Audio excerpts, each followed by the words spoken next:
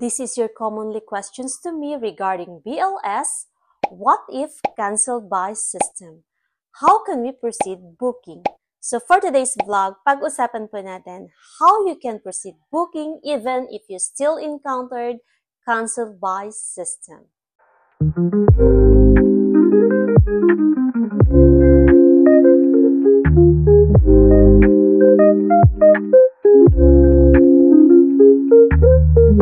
Hey everyone, mga gwapo and gwapa! Welcome to my channel. This is Inday Gwapa making informative videos regarding my journey in applying to Poland.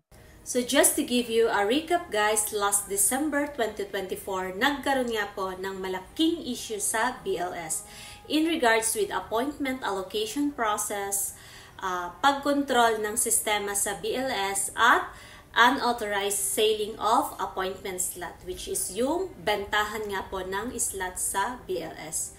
But all these issues guys are nasagot naman po lahat ng Polish Embassy at ng konsul dito sa Pilipinas. Okay, so once na mag-open po kayo ng BLS website, makikita nyo na po agad ang sagot ng konsul ng Polish Embassy. Alright? So, last month po guys, nagkaroon po ng system maintenance sa BLS. So, napansin ko po yun guys dahil yung last vlog ko po noong 2024 is kapag po magla-login kayo, wala na pong nalabas na CAPTCHA. But this time guys, meron na pong nalabas. So, nagkaroon po sila ng differences. Okay? So, punta na po tayo sa main topic which is how to proceed your booking even if you encountered cancelled by system. So at first, mag-sign in po muna tayo sa ating account. I-fill in po natin ang email address, password, and then type po natin ang CAPTCHA.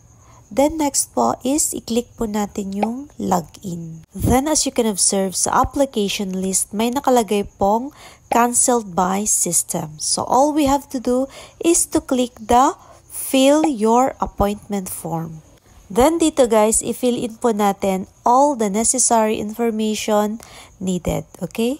Then as you can observe, may nakalagay na pong success, details added successfully sa application list. Proceed to click the book appointment. Then lalabas na po ang ganitong klaseng form at i-fill in lang po natin lahat ng information. After that, i-verify po natin ang ating email address.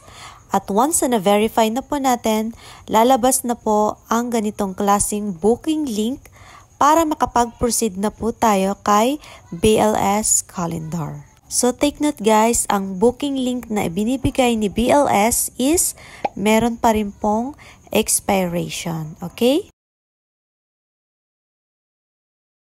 So, punta na po tayo sa mga tips guys.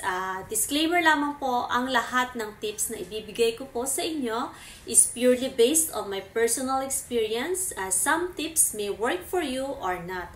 But, ang lahat po ng tips na ito is napagdaanan ko na po. Kaya gusto ko lang pong i-share sa mga nais or interested po na itry. Okay? So, tip number 1, mag-abang na po kayo ng slot sa BLS. Start from second week of the month up to end. Dahil po, ang pag-aabang ng date ng pag-o-open ng calendar ni BLS is wala pong exact. Okay? Hindi po yan sila nag-a-announce kung kailan sila mag-o-open. Kailangan po nating tutukan, kailangan nating abangan talaga guys kung kailan sila mag-o-open. Alright?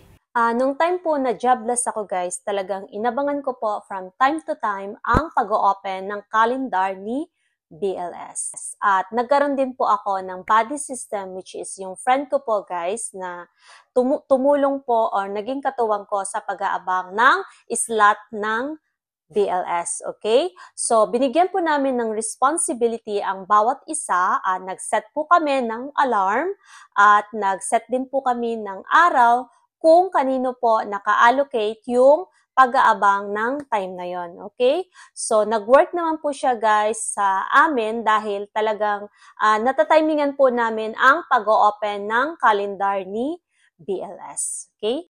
Dahil po guys, ang pag-aabang sa slot ng calendar ni BLS is hindi po ganon kadali.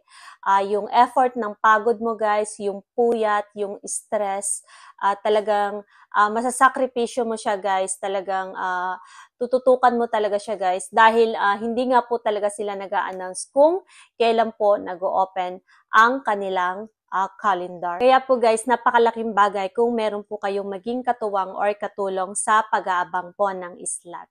Okay? Dahil hindi nyo po kakayaning mag-isa guys kung kayo lang po ang mag-aabang ng slot. Lalong-lalo na po guys kung meron po kayong trabaho. So second tip po guys, gawa po kayo ng another account. So ang ibig sabihin po nito guys is kakausapin nyo po yung existing passport na owner, for example, sa family member nyo, meron po siyang passport. Then, gawan nyo po siya ng account sa BLS para po ma-monitor nyo yung pag-check ng calendar ni BLS. Since nga po, na-limited lang yung time, okay? So, for example, meron akong isang account. Then, yung kapatid ko na merong passport, ginawan ko rin po ng account. Pero hindi po siya ibubuk ko guys ha. Parang kumbaga pang-monitor lang siya ng calendar ni BLS. Okay?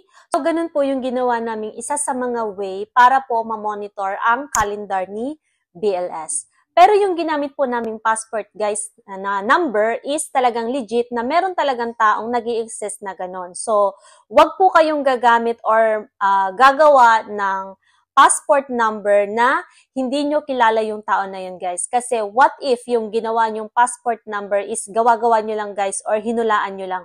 So kawawa naman po yung tao na nagmamay-ari ng passport na yun. Okay? So ang gawin nyo po guys, kung meron kayong kakilala or family member na nagmamay-ari talaga ng passport number na yun guys, gawan nyo po ng account at ipagpaalam nyo po sa kanila na kung okay lang na gawan nyo sila ng account and then para lang mag-monitor kayo nung calendar ni BLS. Okay?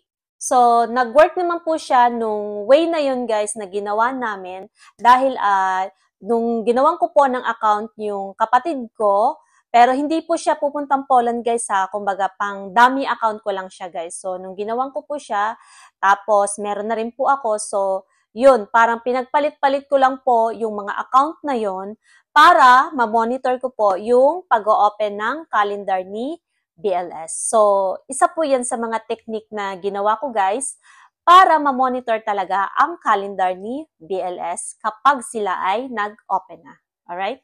So, for the last tip guys, ito po is para sa may mga applicant na may mga trabaho. Okay? So, maghanap po kayo ng legit na setter ng BLS appointment slot. Dahil naglipanan na po ngayon guys ang mga scammer, lalong-lalo na sa Facebook. Mag-ingat po kayo guys ha. Ang hanapin nyo po talaga is yung recommended sa inyo guys at talagang napatunayan yung legit sila guys. Okay?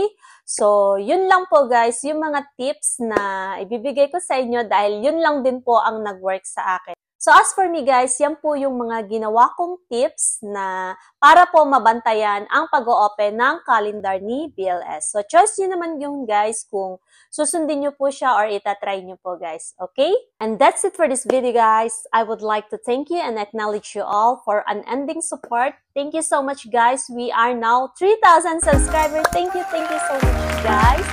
And hope you find all my videos informative. If you are interested in this kind of topic, don't forget to click the subscribe button and hit that notification bell so that you'll get updated and notified whenever I uploaded my new videos. This is Inday Guapa always saying, if you have a dream, dare to make it happen. Bye! Thank you all for watching this here video. Please like and subscribe and follow. Much love from Little Yas to